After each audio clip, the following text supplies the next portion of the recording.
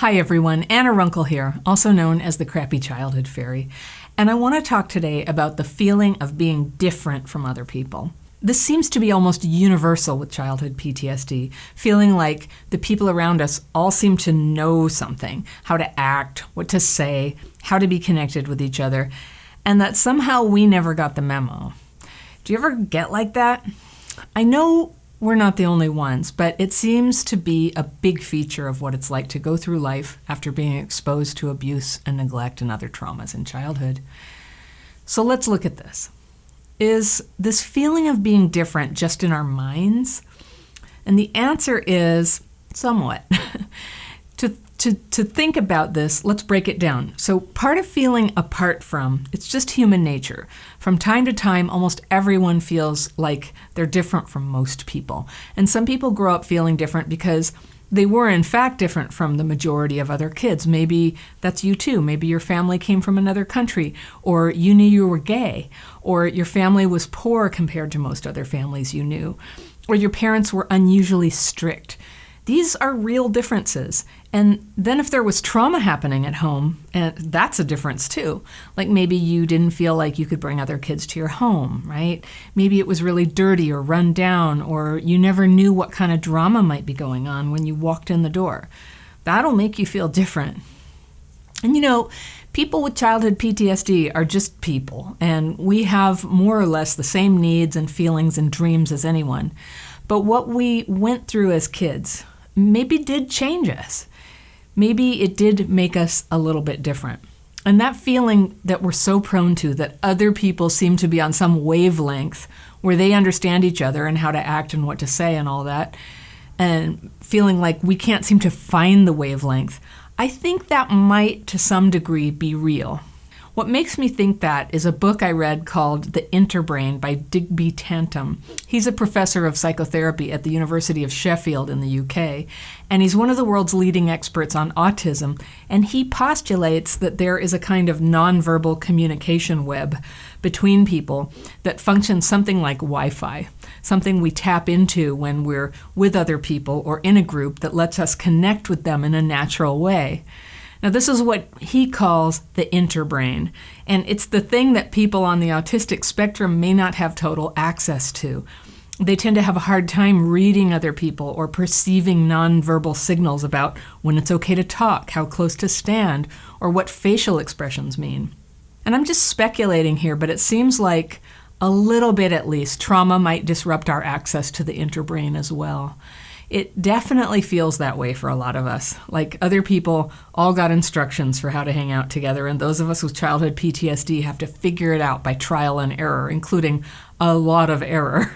So the ability to be connected with people seems to be part nature and part nurture, and like everything else, we may never know exactly what the mix of genetic factors and environmental factors are that may have made connecting with people challenging. But we do know that neglect or abuse in early childhood can cause brain changes.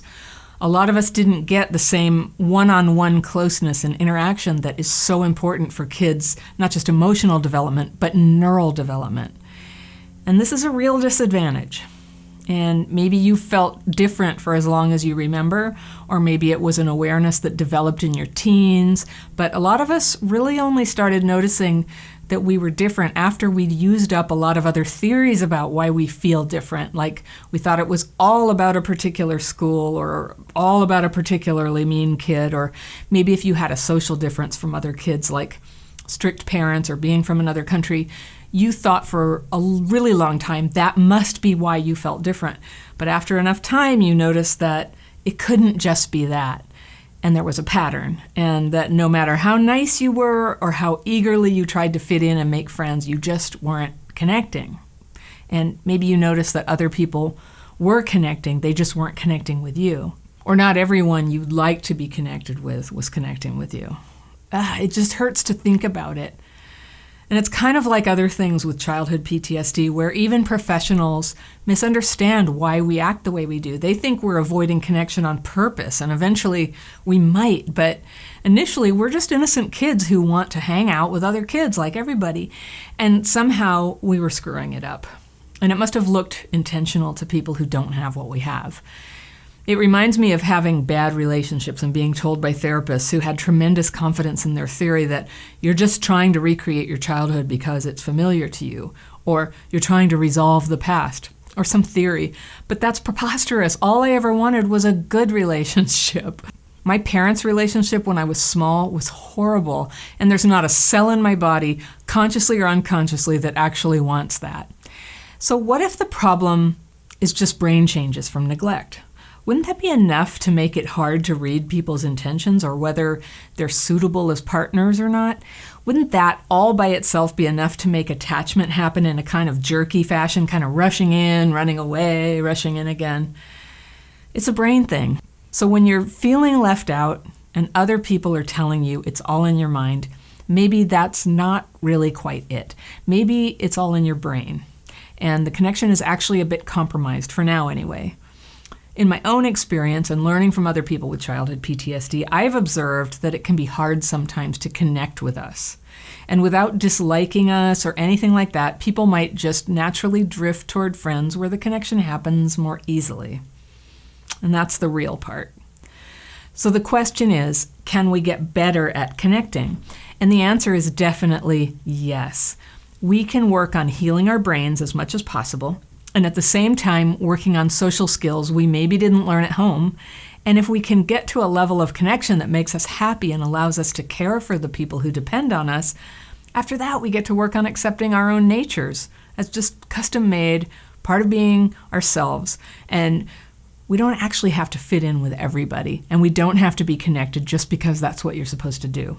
So while some people are actually called to solitude and are happiest there, most of us, deep down, we do crave closeness and connection with friends and maybe a partner. And it may not be something that you want right now in your life, but even so, it's good to be developing the capacity for it, right? In all my online courses, I invite people to write down and name what it is they really want, their real heart's desire. Too many of us have sort of shrunk that down to some small version of life where we think the things we really want are way too much to ask. But with healing, the normal things of love, connection, and stability, they come into reach. It's a matter of learning and healing, and if you want to find out how to do it, you can click the links to my courses in the description section below. Because the good news is, healing really is possible. I don't expect that any of us will ever be restored to mint condition in terms of connection and attachment. We might always be a little sensitive, a little quick to withdraw, a little overreactive, and that's okay. If this is the ideal, like right here, then how far away from connecting are you right now?